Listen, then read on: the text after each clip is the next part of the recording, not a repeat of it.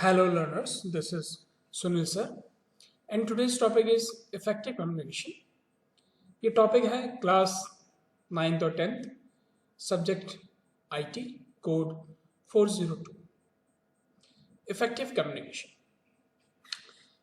It refers to the right way of communication that makes the right impact and delivers the right message across.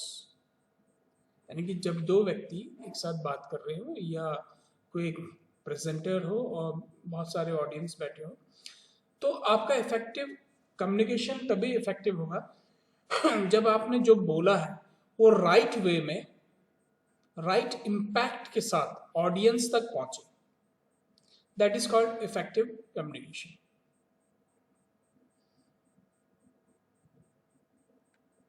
कुछ इसमें आप कुछ तरीकों का use कर सकते हैं अपने कम्युनिकेशन को इफेक्टिव बनाने के लिए.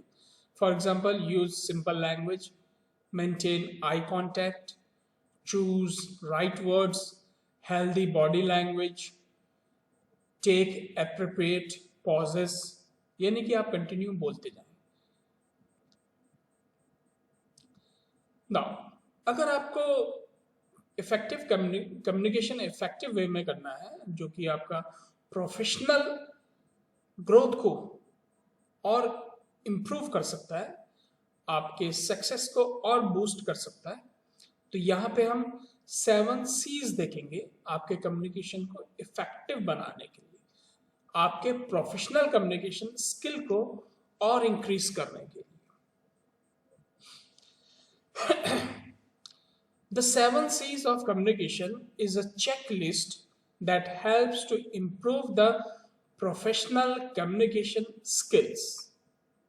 जैसे हर कोई बोलता है, बट जब मोदी जी बोलते हैं या सुषमा स्वराज थी वो बोलते हैं तो सुनने को अच्छा लगता है, क्योंकि उनकी कम्युनिकेशन स्किल बहुत अच्छी थी तो उनको सुनना लोग पसंद करते हैं. तो उसी तरह से ये कुछ पॉइंट्स हैं जो आपके professional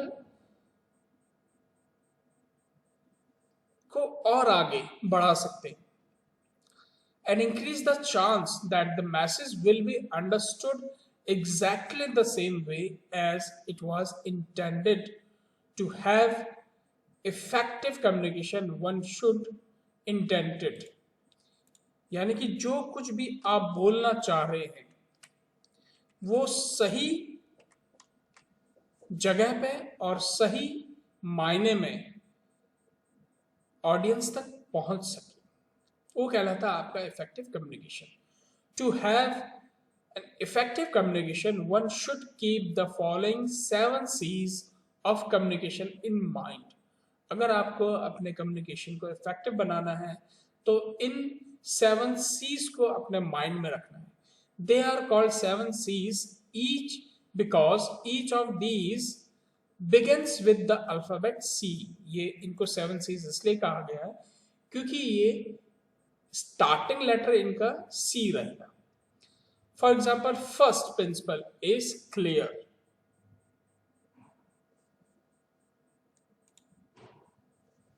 Be clear. Clear means be clear in message. That is easy to understand by receiver. आपका मैसेज क्लियर होना चाहिए, बोगस नहीं होना चाहिए, क्लियर होना चाहिए और इजीली समझ में आया रिसीवर के through. The message should be clear and easily understandable to the recipients. The purpose of the communication should be clear. क्या पर्पस है वो भी क्लियर होना चाहिए. To the sender that all the receiver will be sure about it. यानी कि जो भेजा गया, जो आप कम्युनिकेशन भेज रहे हैं वो उसका पर्पस इतना क्लियर होना चाहिए कि उनकी समझ में आ जाए. The message should emphasize on a single goal at a time. यानी कि जो आप मैसेज भेज रहे हैं, जो आप बोल रहे हैं वो एक ही गोल की तरफ हो एक समय में. shall not cover several ideas in single sentence. यानी कि आपने एक सेंटेंस बोला और उसके अंदर कई सारे मीनिंग निकल रहे हैं, ऐसा नहीं होना चाहिए. एक सेंटेंस एक मीनिंग क्लियर होता है. Next is concise. Always be specific, don't waste valuable time, always deliver in a short and concise manner. यानी कि जो आप मैसेज भेज रहे हैं वो शॉर्ट एंड ब्रीफ होना चाहिए.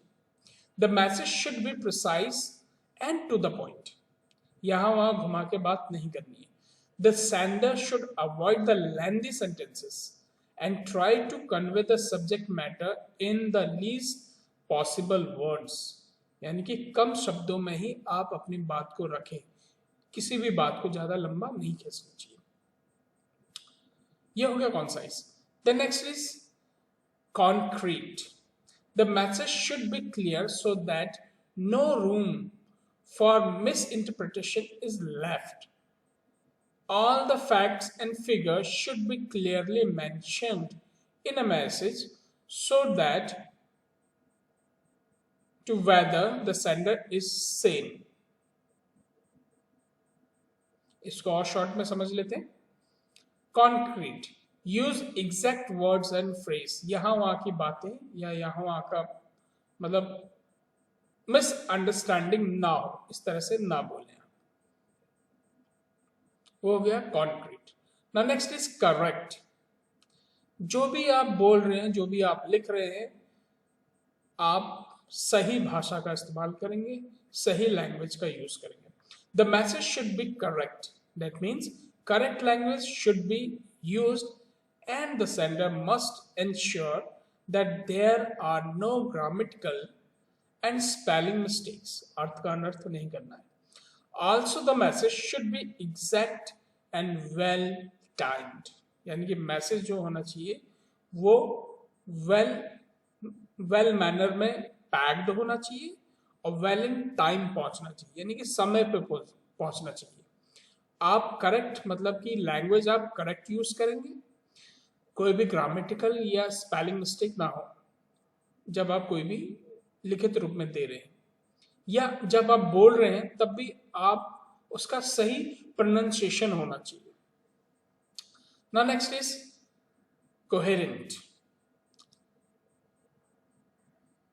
द मैसेज, जब आप एक सेंटेंस बोल रहे हैं और उसके बाद दूसरा सेंटेंस बोल रहे हैं तो पहले और दूसरे सेंटेंस आपस में रिलेट करने चाहिए. यानी कि पहले आपने मुंबई के बारे में बोला, फिर आपने सीधा मद्रास के बारे में बोला. नहीं, अगर आपको मुंबई के बारे में बात करना तो आप मुंबई के ही बारे में बात करते रहेंगे हर सेंटेंस में. That is called coherent. आपस में जुड़े रहने चाहिए आपके sentences. The message should make sense to the receiver. All the points should be connected in order to make relevance to the topic. यानी कि जितने भी आप सेंटेंस बोले, जितने भी आप टॉपिक बोलेंगे, पॉइंट्स बोलेंगे, वो एक दूसरे से कनेक्ट हो. Next is complete. नारद मुनि की तरह मतलब इनकम्प्लीट ना हो, कंप्लीट मैनर में हो. The message should be complete means it must include all the relevant information as required by the intended audience. The complete information gives answer to all the questions of the receivers and helps in better decision making by the recipients. यानी कि जो receiver है वो उसको completely understand तब कर पाएगा जब उसके पास पूरी इंफॉर्मेशन आएगी. इनकम्प्लीट इंफॉर्मेशन कभी मत सेंड करिए, कभी मत बोलिए. And last one is courteous. Be polite, be humble with your audience.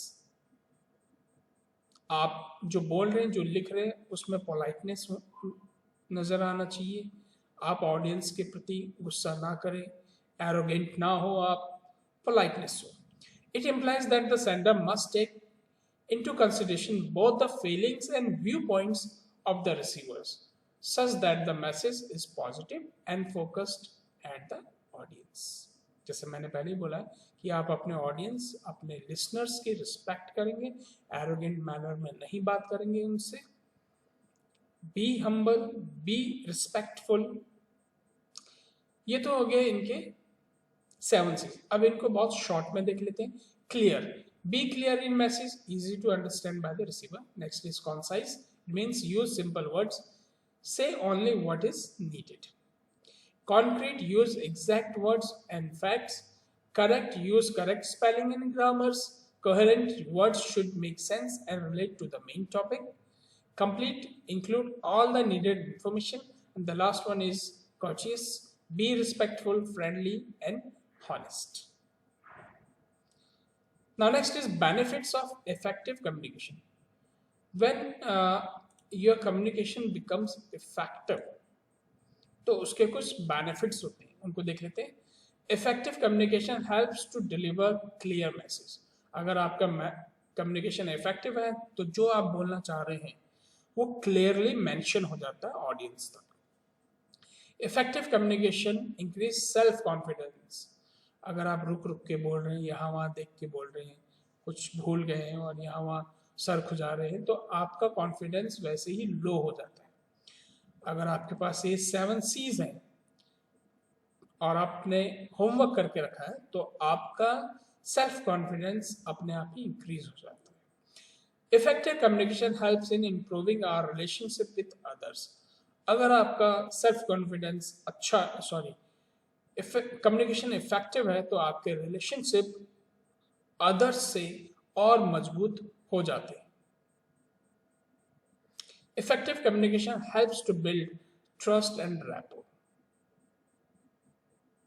यानी कि आपके आपस से संबंध और मधुर हो जाते हैं, आप उसमें विश्वास करना स्टार्ट कर देते हैं. ये कुछ कम्युनिकेशन के बेनिफिट्स हैं, इफेक्टिव कम्युनिकेशन के बेनिफिट्स हैं. तो आज के उसमें हमने देखा 7 C's. ये आपके प्रोफेशनल कम्युनिकेशन स्किल को एनहांस करते हैं. 7 C's इसलिए कहलाते हैं क्योंकि ये C से स्टार्ट होते हैं. आई होप स्टूडेंट्स कि आप लोगों की समझ में आ गया. Bye students.